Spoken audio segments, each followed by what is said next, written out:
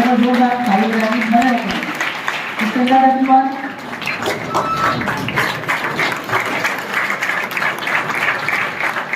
ठीक है, okay everybody sit down. तो आज हमारे बीच में नीलम ठाकुर जी उपस्थित हैं।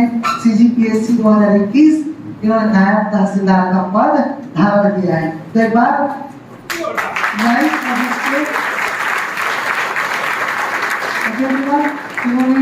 ठीक है, दंडाधिकारी न्यायिक मजिस्ट्रेट का पद धारण किया है ना। इनके लिए हम संस्था परिवार की तरफ से और आप सभी की तरफ से इनको शुभकामना संदेश प्रेषित करते हैं। और हमारे बीच सौरिक यादव भी है ना। सौरिक यादव इसके पहले वाले भी सौरिक यादव 2020 में है ना, वो अधीनस्थ लेखा सेवा अधिकारी हैं। तो नीलम ठाकुर और चल रहा है एक गाइड के, ठीक है, एक अहम हिस्से है, एक महत्वपूर्ण अंग है। समझ लो बात को। और मेरे दिल के दो टुकड़े हैं, सौरिक और नीलम, ठीक है। क्योंकि ये आप ही की तरह है ना, परिवार से शुरू से इनका संबंध है, ठीक है। और तो आइए हम सब नीलम जी को 2 मिनट सुनते हैं और उनसे सीखते हैं कि कैसे जीवन में सफलता पाई जाती है और कैसे उन्होंने पाया है ना। वो बिल्कुल ठीक है, पार्ट ऑफ चंद्रा एकेडमी है और आप ही की तरह, ठीक है, उन्होंने भी ठीक है एज अ स्टूडेंट अपनी जर्नी की शुरुआत की थी और आज हमारे बीच में अधिकारी बनकर आई है। तो आइए सुनते हैं नीलम मैडम, ठीक।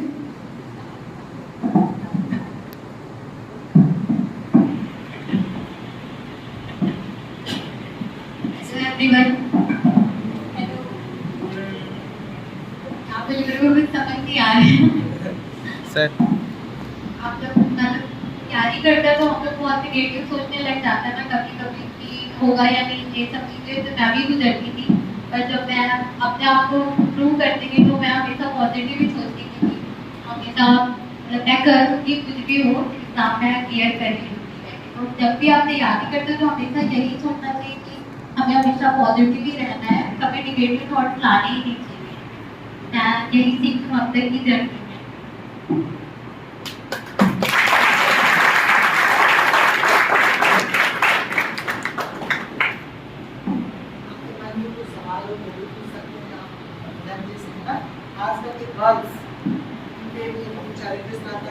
और उनके सामने जो चैलेंजेस आए जो कुछ आपने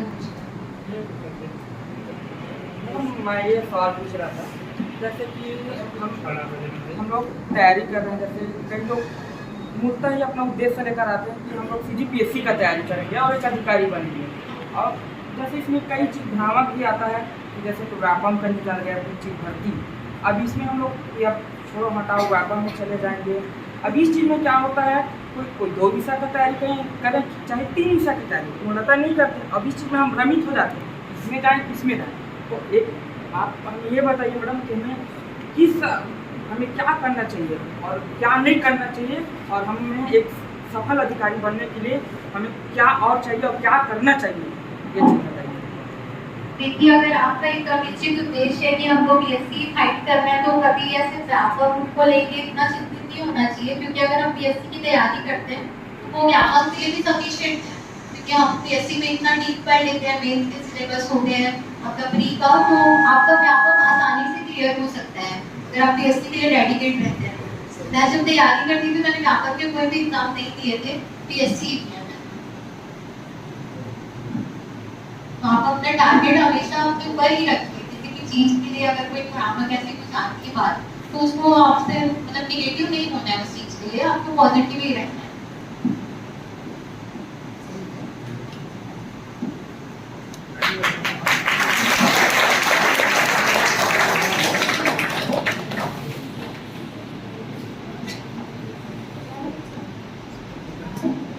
पहले तो आपको बधाई। Thank you. जैसे कि हम लोग 2-3 बार मेंस लिख चुके रहते हैं, उसके बाद भी नहीं निकल पाता, तो हमको छोड़ देना चाहिए कि व्यापक में ऐसा हो? नहीं छोड़ना चाहिए। मतलब हमें हमेशा हार नहीं मानना चाहिए ना किसी भी चीज से, हर चीज हमें सिखाते रहता है। जब मेरे को भी फर्स्ट पोस्ट मिला था तो मेरे को भी बहुत ज़्यादा एक्सपेक्टेशन थे अपने नंबर से कि मेरे को अच्छे पोस्ट मिलेंगे ऐसा करके।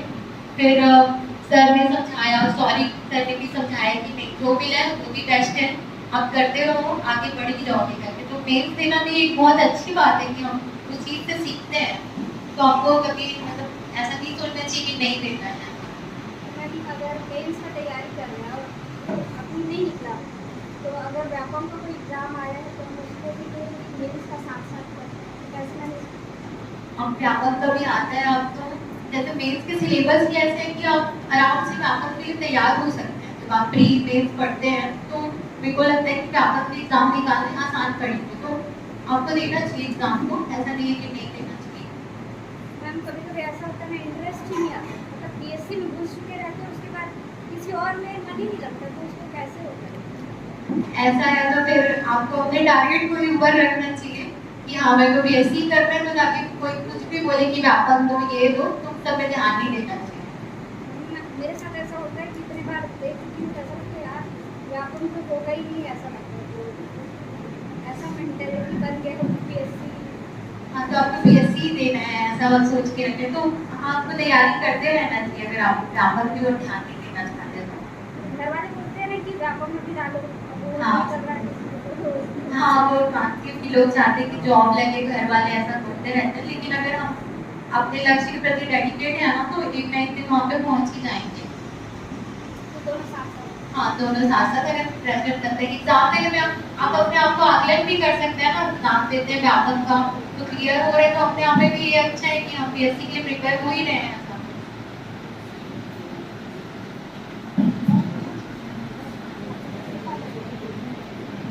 2018 की कोचिंग ज्वाइन की थी, 2019 में मैंने फ्री किया, उस टाइम में निकला नहीं था, फिर 2020 और फिर 21 दोनों बार में 100 और 10 हो गए।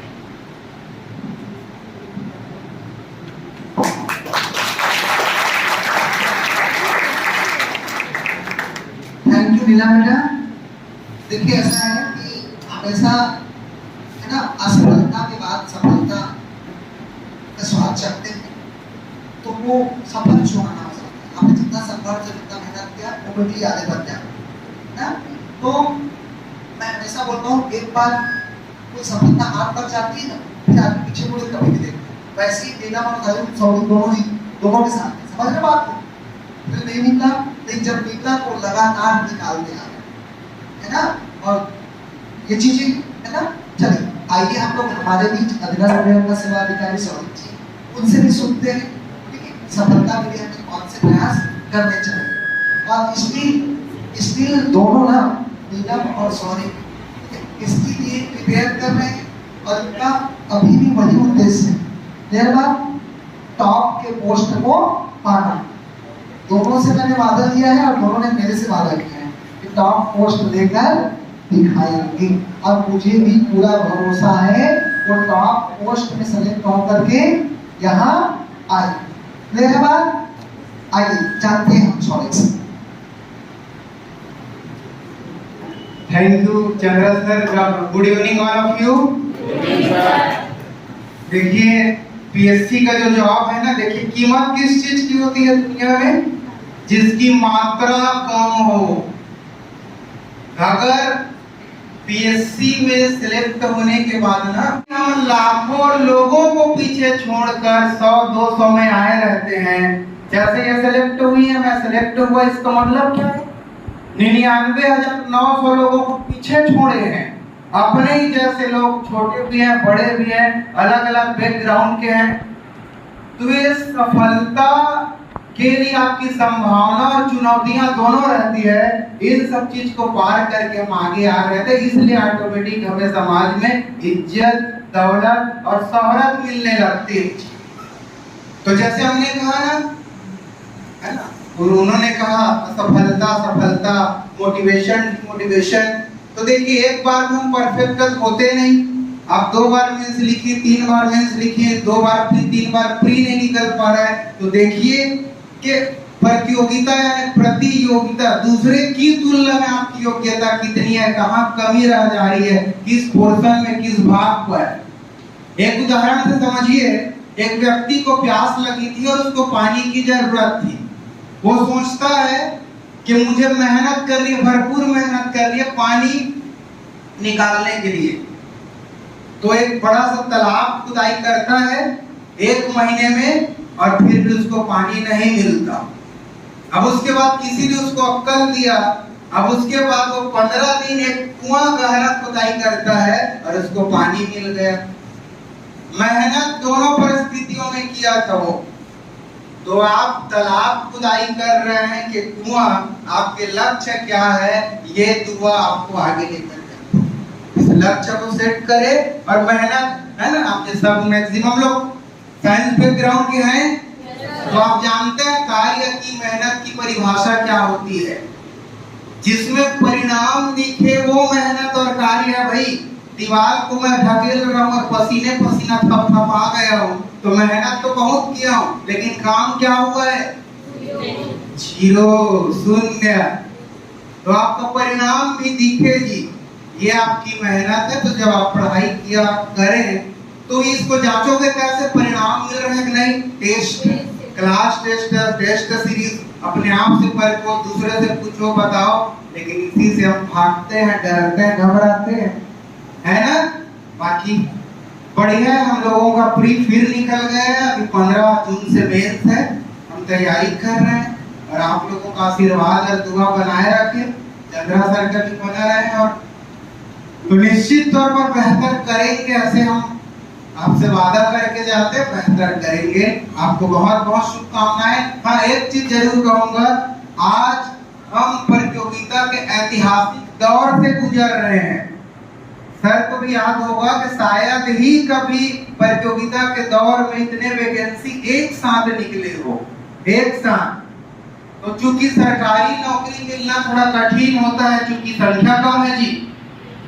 तो अगर आप व्यापम की जो पोस्ट है, आपको लगता है जैसे प्री नहीं निकल पाया, नहीं हुआ है, व्यापम है रिसेंटली 15 दिन, महीना, 1.5 महीने में, तो आप एडिशनल सब्जेक्ट जैसे कंप्यूटर है, रीजनिंग है, मैथ्स है, उनको पढ़कर आप 1 से 1.5 महीने में कवर कर सकते हैं। ये भी बहुत अच्छा मौका है ना। अभी आप एक समाचार सुने होंगे कि रायगढ़ के कांस्टेबल जो 2013 थे वो डीएसपी बने हैं, है ना जी।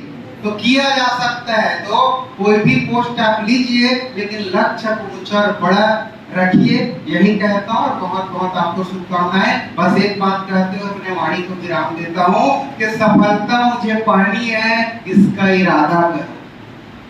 सफलता मुझे पानी है, इसका इरादा करो। ये हमसे नहीं, आप खुद से वादा करो, आप खुद से